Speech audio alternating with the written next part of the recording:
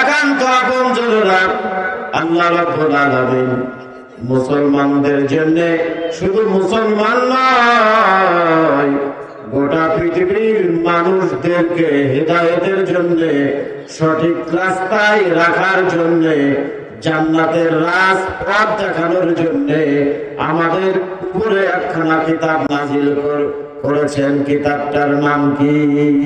আল কোরআন। আল কোরআন। মহতারাম বন্ধুগণ, হুয়া শারফুন নাসি ওয়া যিকরুহুম ওয়া হুয়া ইজ্জুহুম ওয়া মাজদুহুম বিহি নুসিরু ওয়া আকামু ওয়া আ'জামু দাওলা ওয়া বিহাযিহি সাজ্জালু আরওয়া সাফাতাল মাজদি ওয়াল খুল ওয়া সাওফা ইয়াসআলুহুমুল্লাহু জাল্লা শানুহু عما حفاظهم. قال الله تعالى وإنه لذكر لك وقومك وسوف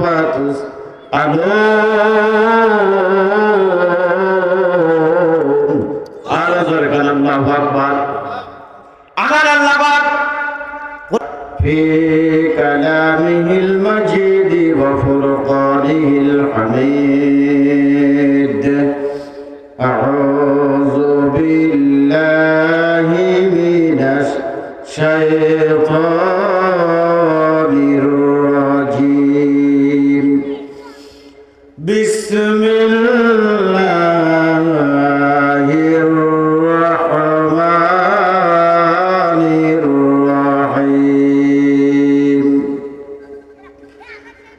فلما نسوا ما ذكروا به فتحنا عليهم أبواب كل شيء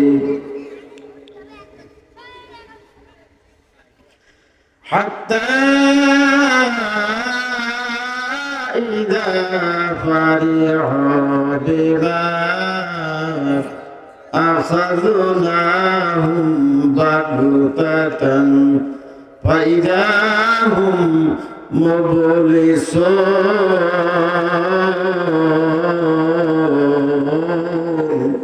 الله أكبر.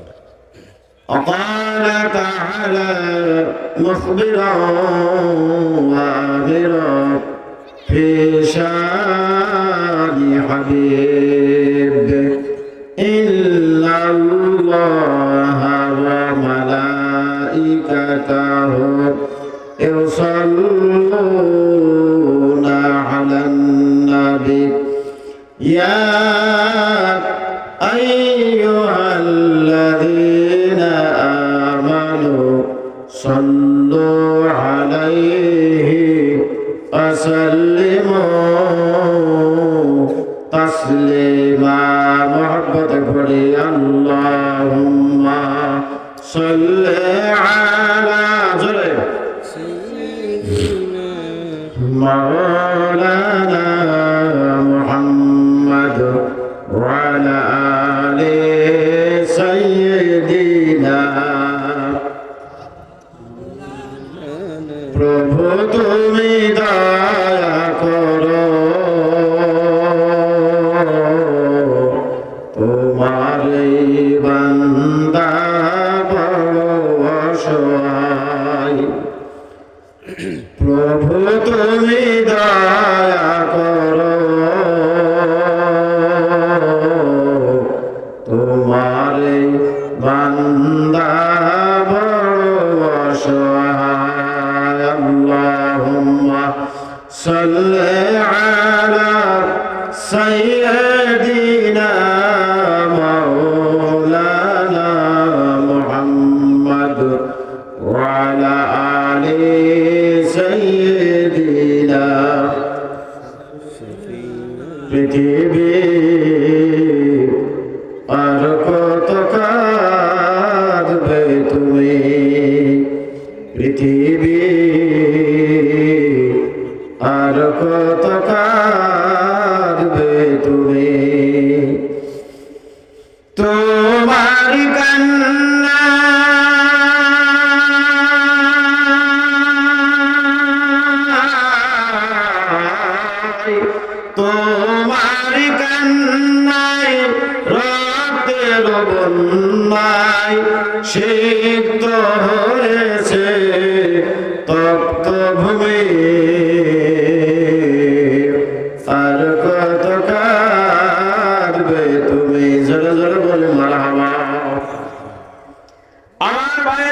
কোরআনুল কারীম সম্পর্কে কি জানালেন?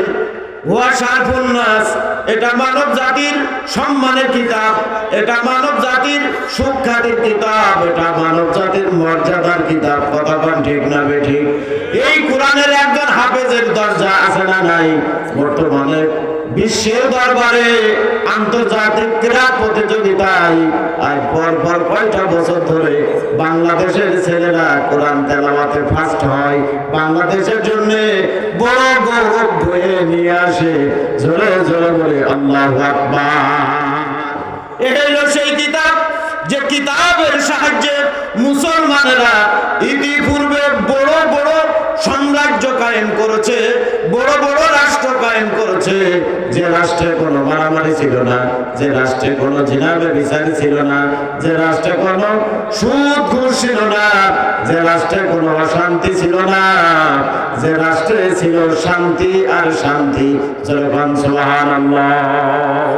কোরআন অনুযায়ী যদি মুসলমানেরা রাষ্ট্র পরিচালনা করে, ওই রাষ্ট্রে কোনো মারামারি থাকবে না, ওই রাষ্ট্রে কোনো অভাব থাকবে না, ক্ষুধার যন্ত্রণায় কোনো মানুষ মারা যাবে না, বস্ত্রহীন কোনো মানুষ থাকবে না।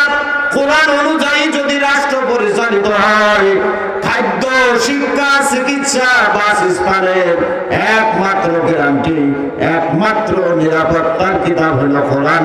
একবার জোরে জোরে বলা যাবে নাকি সুবহানাল্লাহ? মহতারাম বন্ধুগণ, এই কোরআন অনুযায়ী আগামী দিন কি আমরা চাই? এটা কি আমরা চাই?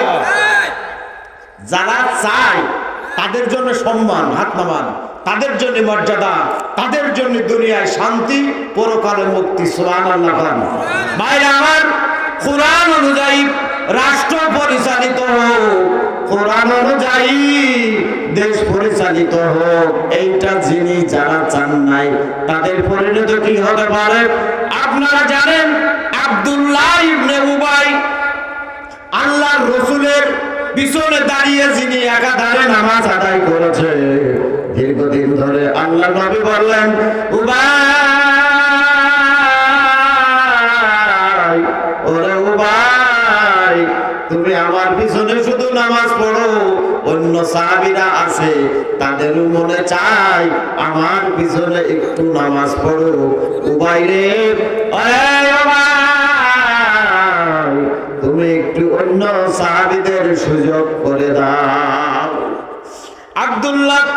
আব্দুল্লাহ উবাইয়ের মনটা বড় খারাপ হয়ে গেল।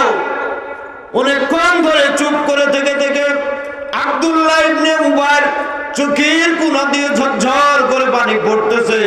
ফুপায়ে ফুপায়ে আব্দুল্লাহ ইবনে উবাই কাঁদতেছে আর বলতেছে, ইয়া রাসূলুল্লাহ, ইয়া হাবিবাল্লাহ, নবী গো, আপনি আমাকে বঞ্চিত করবেন না। ভাই আমার, আব্দুল্লাহ ইবনে উবাই নবীজির পিছনে নামাজ পড়ানো। আব্দুল্লাহ ইবনে উবাই আল্লাহর নবী বিভিন্ন অভিযানে, বিভিন্ন যুদ্ধে রাসূলুল্লাহ রাত্রে গভীরে আরাম করেছেন। আর ওই আব্দুল্লাহ ইবনে উবাই অস্ত্র হাতে নিয়ে আল্লাহর নবীর নিরাপত্তার দায়িত্বে ছিলেন। জোরকান আল্লাহু আকবার। ইসলামে এত খিদমত আব্দুল্লাহ ইবনে উবাই করেছে। আমি কিন্তু আব্দুল্লাহ ইবনে উবাই না, উবাই নাকি? আমরা নবীজির দেখি নাই, আমরা নবীজির নিরাপত্তা দিই নাই, আমরা নবীজির সাথে নামাজ আদায় করি নাই, অত বড় দরজা আমরা না। অথচ এই আব্দুল্লাহ ইবনে উবাই, আল্লাহর রাসূল বললেন, উবাই, সূরা মুনাফিকিন নাযিল হয়ে গেল।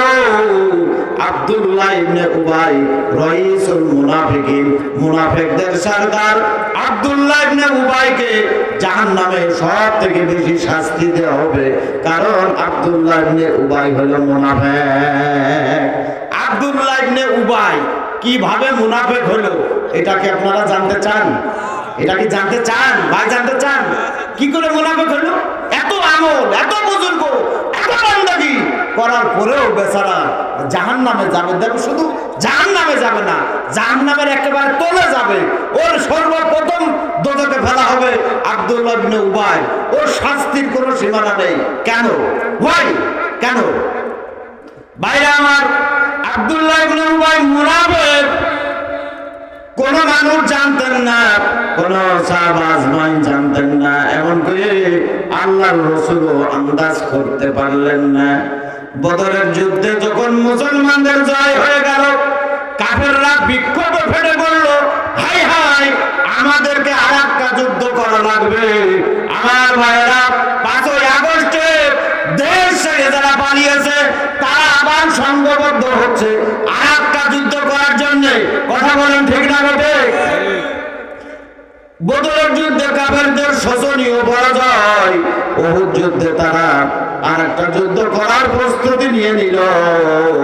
উহুদ যুদ্ধে সংগঠিত হবে। ভাইরা আমার, উহুদ যুদ্ধে কাফের মুনাফিক যারা ছিল, আব্দুল্লাহ ইবনে উবাই মনে মনে চিন্তা করলো, বদরের যুদ্ধে রাসূলের নেতৃত্বে জয় হয়েছে, বড় মহা জয় হয়েছে। উহুদের যুদ্ধেও যদি মুসলমানেরা জয় লাভ করে, এ দেশ ইসলামী রাষ্ট্র কায়েম হবে, কোরআনের আইন জমিনে চালু হবে, রাসূলুল্লাহ রাষ্ট্রের রাষ্ট্রপতি হবেন। সুবহানাল্লাহ, একটু জোরে বলেন। ভাই আমার, উবাই আব্দুল্লাহ ইবনে উবাই উনি মনে মনে চিন্তা করলেন, এই যুদ্ধে মুসলমানদের জয় করা যাবে না। উনি কি করলেন? সাহাবা আজমাইনদের ধোঁকা দিলেন, ভুল বুঝালেন। আমরা কেন যুদ্ধ করব? রক্তক্ষয়ী যুদ্ধ করব কেন? আমরা মারামারি করব কেন? সাহাবা আজমাইনদেরকে ভুল বুঝালেন, মনোবল ভেঙে দিলেন। উনি সমস্ত সাহাবাদেরকে নিয়ে বসে থাকলেন, যুদ্ধ অংশগ্রহণ করলেন না। মাত্র কয়েকজন সাহাবা, কিছু সাহাবা মিলে কিছু যুদ্ধ শুরু হয়ে গেল। মোহতারাম বন্ধুগণ, মুসলমানদের প্রথম পর্যায়ে জয় হয়ে গেল। ভাইরা আমার, দ্বিতীয় পর্যায়ে খালিদ ইবনে ওয়ালিদের নেতৃত্বে ওই যে সাহাবা আজমানরা গিরিপথ ছেড়ে দিয়েছিলেন, ওই পথ দিয়ে খালিদ ইবনে ওয়ালিদ তার লোকজনগুলো নিয়ে আল্লাহ রাসূলের উপরে এমন ভাবে হামলা করলেন, রাসূলের মাথার হেলমেটটা ভেঙে গেল, মাথার মধ্যে হেলমেটের টুকরা ঢুকে গেল। আল্লাহর ভাইরা, আল্লাহর রাসূল কাঠ হয়ে গর্তের মধ্যে পড়ে গেলেন। রাসূলকে কোথাও খুঁজে পাওয়া যাচ্ছে না।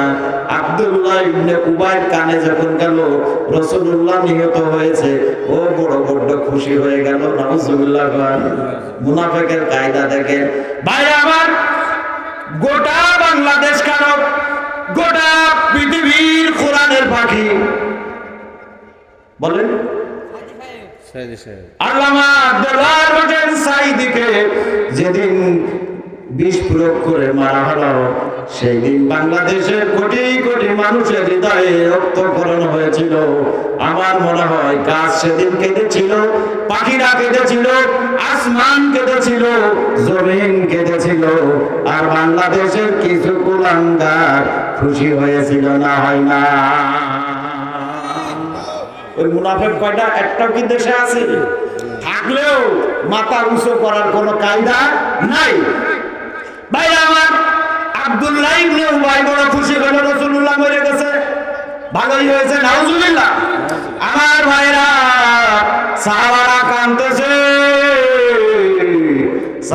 কাঁদতেছে, নবী গো, আল্লাহ রাসূল যদি দুনিয়া থেকে বিদায় হয়ে যায়, আমাদের দুনিয়ায় বেঁচে থেকে লাভ কি?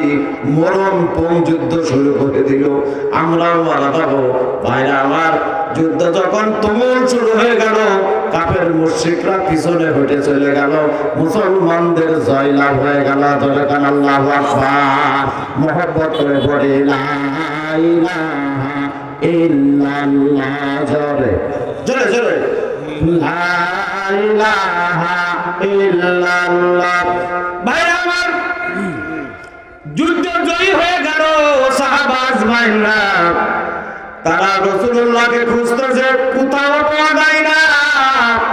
হযরত আলী রাদিয়াল্লাহু তাআলা আনহু বললেন, আমি দেখতে পেলাম নবীজি আমার একটা গর্তের মধ্যে পড়ে কাঁদতেছে, হাউ হাউ করে কাঁদতেছে। আলী বলেন, নবী গো, আপনি এখনো জীবিত আছেন, আপনি একটু উঠে দাঁড়ান। নবীজি বলেন, আলী রে, আমার উঠে দাঁড়ানোর কোনো শক্তি নাই। সেদিন আলী বলতেছেন নবীজি বাচ্চা ছেলের মতো সেদিন হাউ হাউ করে নবীজি কাঁদছিলেন। ও আমার আপন